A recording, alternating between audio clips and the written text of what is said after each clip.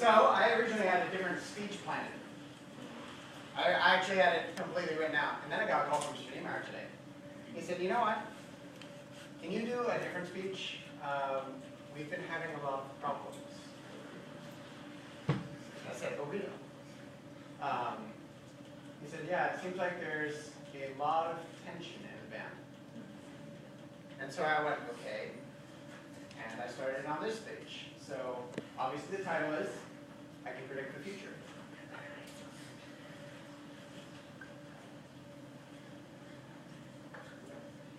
Everyone. Every single person in this room. I mean, it's like I called it in band camp, but every one of you has someone in this band you don't get along with, right? But like I had talked about before, we have to learn to function as a group despite negative feelings. We have to coexist with one. You might have to coexist with someone you absolutely hate. I like this picture. It's actually from my tour.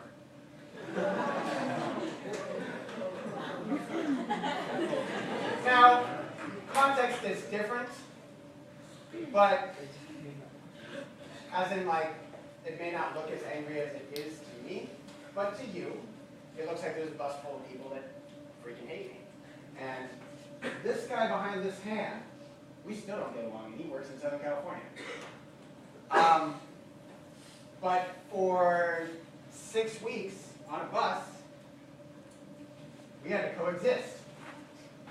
And it's in those moments when you're next to the person you hate, or you have to talk to the person you don't get along with, or you coexist with a person you've argued with daily, that you show what you're made of. You show whether or not you have a high level of maturity or a complete lack thereof. It's in that moment that you find out really what you're made of. It's like the same as in those moments of crisis, you find out the depths of your strength. It's in those moments of conflict that you find out whether or not you're ready for life.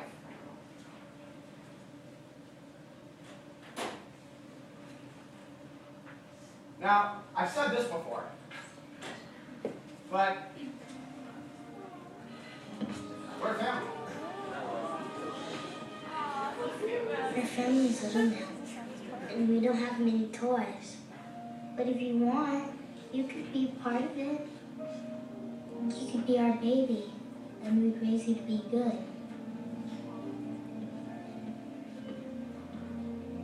Ohana means family. Family means nobody gets left behind. But if you want to leave, you can.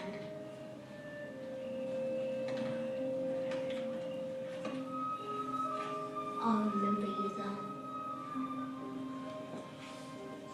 I remember everyone leaves. Now, once again, different context to that exact scene. But if you haven't seen the movie Lilo and Stitch, long story short, Lilo the alien is adopted by this family, and it's only his sister.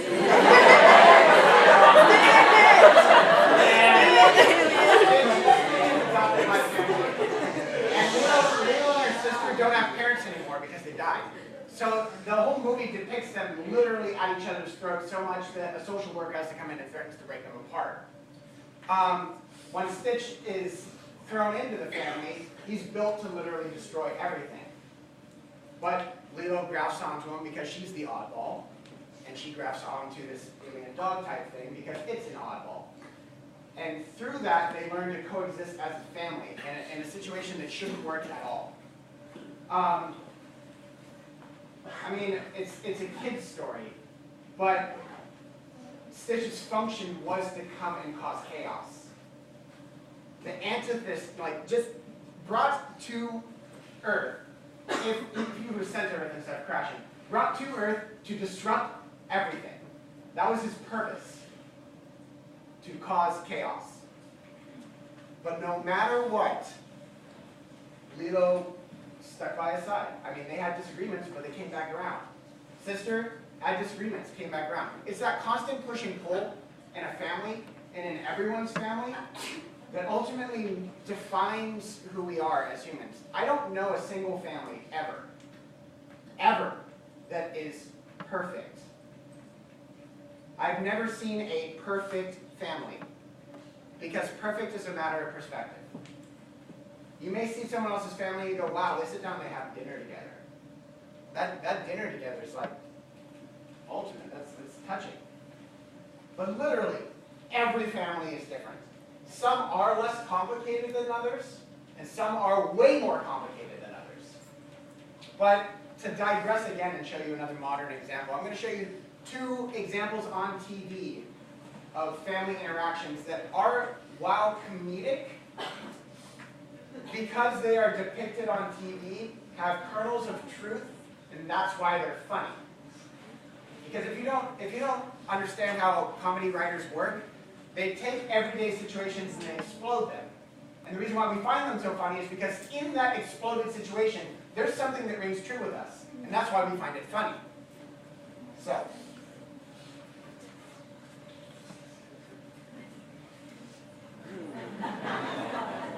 are you telling me I just sang Ladysmith Black Mambazo for nothing? Did it kill you to be multicultural for a minute? I died a little inside. Yes, you happy now? Don't you use that tone of voice, you... What were you gonna say? Fat ass? Why?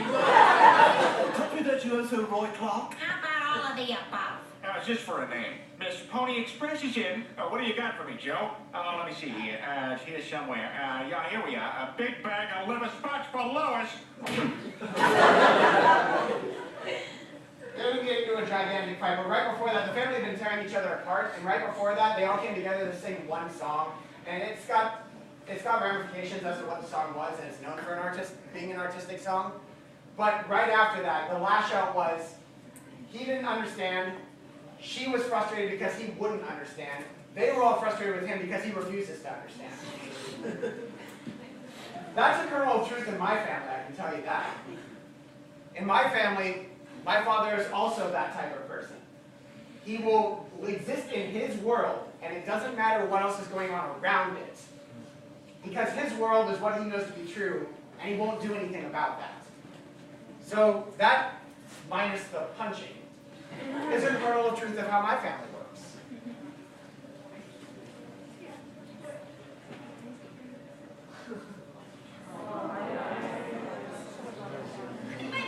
These eggs are delicious. Get out of my room! I put milk in them. It's not your room anymore! Well, they sure are fluffy. Mom! Hey, Dad. Morning, troops. Claire, I owe you a pack of lady razors. I'm just gonna stand out in the yard. Seriously, get out! I told you it's not your room! Tension between Haley and Alex has been getting pretty high, so our solution was to move Haley down to the basement. We were just about to do. When my dad came out for a weekend visit. 2 weekends ago. After my mom passed away, he dated this woman named Annie, and she broke up with him, and then he seemed kind of down, so I invited him out. Bro, those are my socks! They're not Mom! I'm just gonna pop outside. Anyone had a situation where it's family members in your house are fighting and you're still trying to make daily life happen? Yeah. I've had an argument with my sister while my parents were eating dinner just like that. And we walked back out in the living room really pissed off at each other, and they're just sitting there going,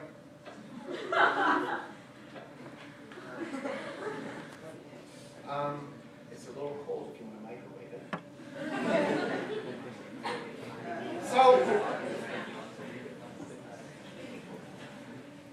no matter what,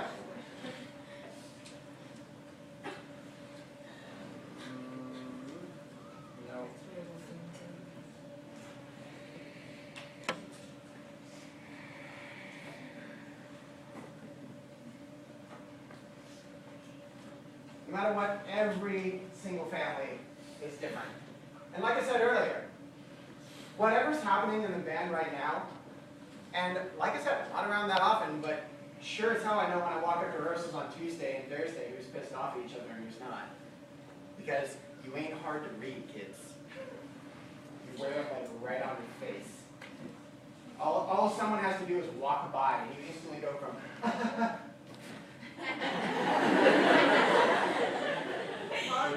instantly.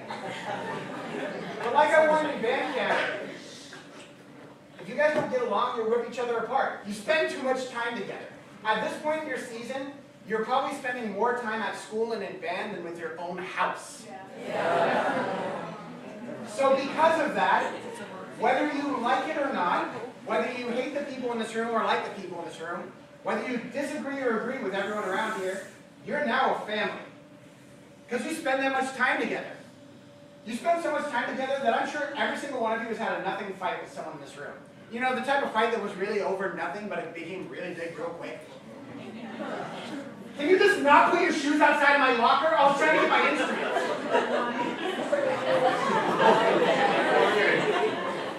Sorry? So because of that, whether you like it or not, you are all a family in this room. Now, with that statement comes, you're all a family in this room. You're no longer just a team that shows up and practices every once in a while. Whether you like someone or hate someone, you are both invested in this journey together. And you spend so much time around each other, you might as well get to some sort of ground of coexisting, or else the rest of the year that you spend in obnoxious time together will suck. Trust me, will suck completely. And ultimately, none of you will exist or succeed. Sorry, none of you will succeed until you can at least coexist with each other. Just that. At least do the same activity around each other. Now, mind you, I didn't say you guys are all a family, you have to love each other. I didn't say you guys are all a family, you have to like each other. I didn't even say you guys are all a family, you should be able to sit next to the bus together. Like, no, I didn't say that. I said you guys are all a family, you have to coexist together. Coexist means you guys live in the same area sometimes, without ripping someone's trachea out. Because the crap that happens every day affects your performance. Your performance then affects you. Then you take the crap performance into your week, and then it affects every day. And it just compounds itself until December rolls around, and you're waiting for Christmas break, and you literally want to stab someone. That's what will happen. That's what will happen if things continue to evolve the way they are. This is a brief video, and it has no sound, but I want you to notice two things. First off, it's racing great. Two cars are going into a pit stop. One has an efficient, well-working team. The other does not.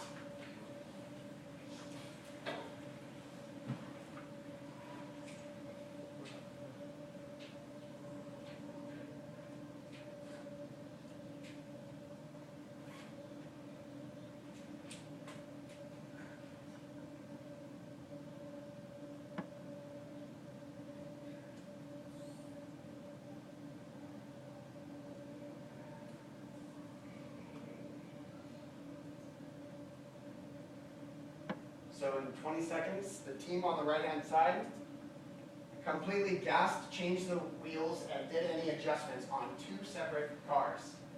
And for those of you that don't know racing, those cars are not simple. It ain't like changing your tire on your parents' van. This left-hand team, it keeps going. The car doesn't actually get out of the pit until 45 seconds. 45 seconds in a race where they're doing 300 miles an hour is a death toll. That they're going to finish last, end of story. Because of nothing other than lack of teamwork.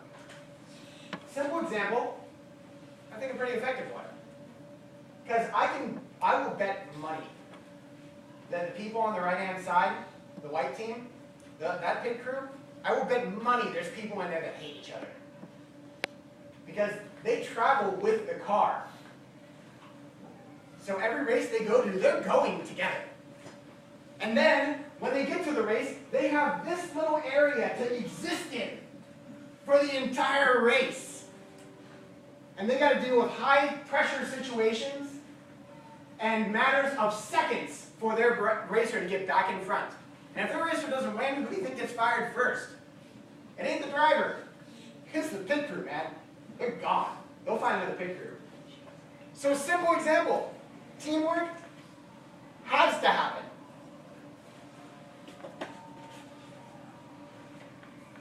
So I'm using the same picture again later, oh well. So how does this happen? Mr. Z, I don't understand, how do you do this? Here's what you need to do, every one of you. I want you to think about the person you don't like right now. In the band, I'll keep it within the band, not in life. Within the band. I didn't say talk about it. I didn't say turn to your friend. I didn't say give a knowing look to your best friend. I said think to yourself about someone you're not getting along with right now. Got that person in your head? That person is a person. The person you have in your mind right now is a human being. That person matters to someone else. No matter how much you don't like them, acknowledge that. Just acknowledge it. Acknowledge that no matter what, that person is a person. And if you keep that in mind and take a deep breath anytime you go to talk to that person, you'll be much calmer. Because I can guarantee you, the person you don't like or don't get along with, their sole mission in life is not to mess you up. I've known enough mean people in my life. And in talking to those people, I found out, time and time again, that their sole mission in life was not to mess up mine. They didn't go around the workplace going, oh, how can I F with Aaron's day today? They didn't go, you know what, I'm going to show up 6 minutes late because Aaron's on shift. Oh, you know what I'm going to do? I'm going to write a bunch of crap on Facebook because I just want to piss off Aaron.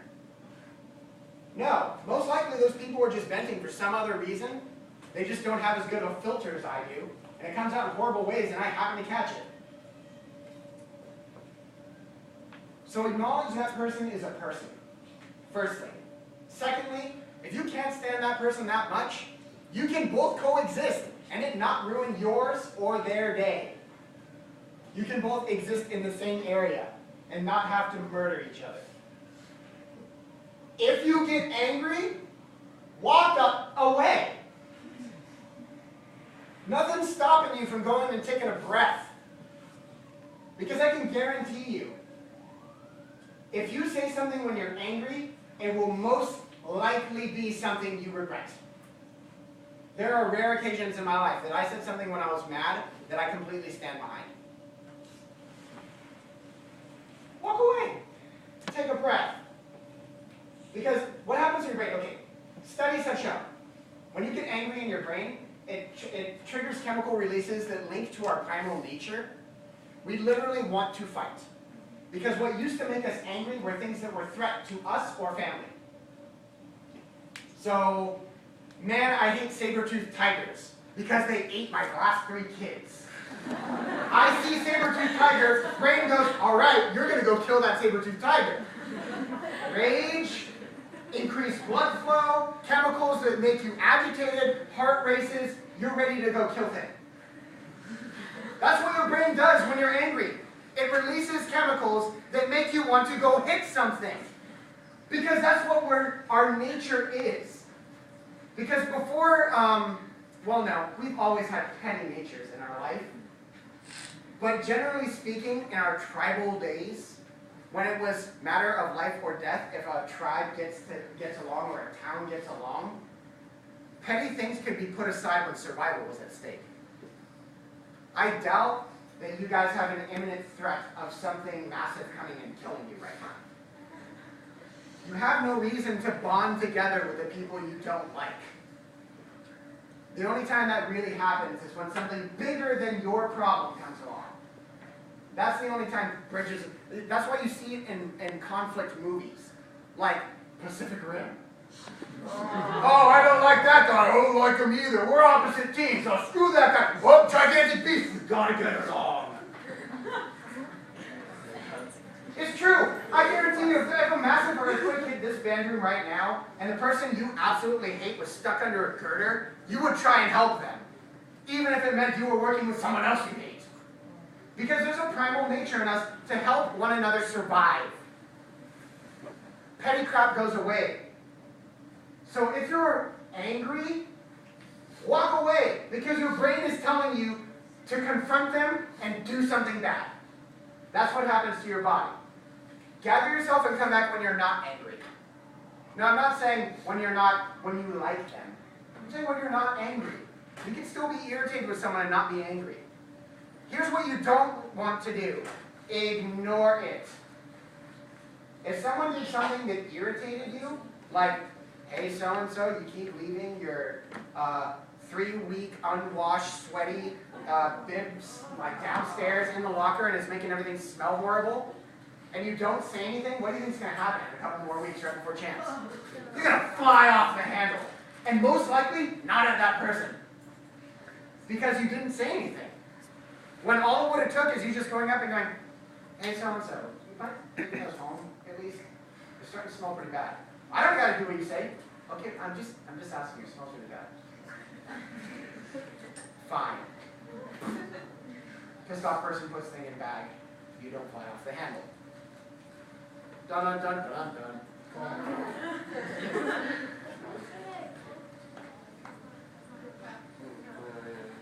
The second major part of resolving conflicts is that when someone else has an opinion that's different than your own, or you don't agree with someone else's stance, or you don't agree with someone else's whole being, don't let it affect you. If someone disagrees with what you do or who you are, the only reason you would get mad is because you find that a threat to you. They can have their opinion or their stance or their life and it not affect you. You can walk away and your life will still go and their life will still go. The only way that changes is when you get bent out of shape because of what they're doing. So don't. This third point now. I've worked with Mr. Niemeyer for 10 years. 10. We started working together when some of you were my kids' age. Do you think we see eye to eye on everything? No, because we're humans. But we coexist. We respect each other. We work together. Because that's what we have to do for you to have a successful program. We have to put anything else aside. Don't get me wrong, I'm not saying like we bicker all the time and fight outside of here and we just put on a happy face in front of you guys. No, we get along. That's why we worked together for 10 years. But, like, 10 years of coexisting. I mean, shoot. We've had discussions. We've been upset with each other. You still come back and teach you guys. We don't fly off the handle and take it out on someone else. God damn it, Kelly! Oh, dang it, I'm mad because XYZ that me and Mr. Niemeyer fought about. No, we put it aside because we can coexist. I'm confident that all of you can walk away from an angry situation, and if you are in a situation that you can't walk away, you could just listen. Because here's the other thing. When you go in a situation hoping to change another person, you're going to lose. And you're going to end up just being angry afterwards. Because you can't change someone else. No one can change you but you. No one can change me but me. So if you go into a potentially argumentative situation, you're not going to change the other person. Accept that. And figure out what it is that you guys are fighting about. Come to a coexistence level, not forgive them. I'm not being all Jesus on you. I'm not being all turn the other cheek, it's fine. No, I'm saying get to a level to where you guys will go, okay, I don't agree with what you're saying, but that's okay. This is what you're saying. Yes, that's what I'm saying. And this is what you're saying. Yes, that's what I'm saying. All right. Let's shake hands afterwards. At least at that point you guys aren't cutting someone. At least at that point you aren't chewing people out. At least at that point you aren't angry. I can tell you, I spent, I'm not going to list years, but there were years of my life that I was almost constantly angry. Just angry as a person. Because of shit that happened in my life that had nothing to do with the situation that was around me. I was angry because of something big that happened in my family when I was younger. I was angry because of where I was in life. I was angry because at that time I didn't have someone I was going to marry. I was angry because my friends were getting married, they had kids. I was angry at everything. And I took it out on everyone. And when I wasn't around someone to take it out on, I drank. I was angry all the time. And it felt like crap. It's not worth having a petty argument or even a serious argument with someone to carry anger around in you. It ruins you. You don't believe me? I'll take you to some AA meetings. I'll take you to a psychiatric hospital. I'll take you to broken families. I'll take you around and show you what anger can do if you carry it around for long enough. It's not worth it. Let it go. Oh, thank you. I'll log back in.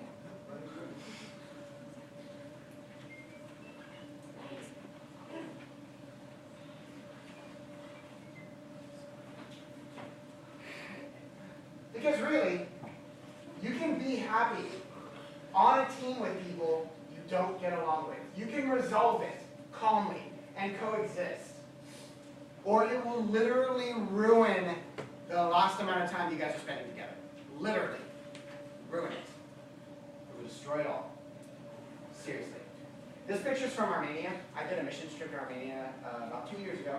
And in this one picture, there are people I did not get along with. And there are people I didn't really know. But we spent a week and a half overseas in a third world country as a group. There was only 14 of us. We had to put our stuff aside because we had to function together. And then we came back, and of course we didn't like each other, and some of us didn't talk to each other, and I got in a huge argument with one of them. But we coexisted for a time in which we had something we had to go towards. We had to do this trip. We had to perform 2 to 3 times a day and spend the rest of the time in a 12-passenger van together with a driver that was psychotic. We had to coexist. You have to coexist for, what, 3 more weeks as a marching band? Seniors, 3 more weeks as a marching band? For some of you, the last marching band you will ever be in? For some of you, the end cap of 4 years of psychotic amounts of dedication? 3 more weeks. Here's my question. Is it really worth carrying around anger and dislike for other people and ruin this time of your life? And honestly, the least amount of worry you're going to have for the rest of your life, is it really worth ruining that? Thinking about it 10 years down the road and going, man, my senior year could have been so much better if I wouldn't have XYZ that person. I wouldn't have hated that person. I wouldn't have disliked that person. If I wouldn't have gotten in that argument. If I wouldn't have done that thing. If I wouldn't have carried around that anger. Would my last year in high school have been better? Would my first couple years in college have been better if I wasn't so angry? Would going to my 10-year reunion actually be a happy thing if I didn't despise everyone there and carry it with me for so long? Is it really worth taking anger with you? I can tell you from my experience, from my life, I can't tell you about other people's lives, I can tell you from my life, anger ruined a significant portion of years of my life. And I'm not talking anger because of a friend in high school. I'm talking genuine hatred for a particular person in my life. Pure, burning, death-wanting hatred for one person in my life. There's not many people in this room that have seen me angry. Nicole has seen me angry. Me angry is not a good thing. And I was angry for years. For years of my life. I was so angry. Let it go.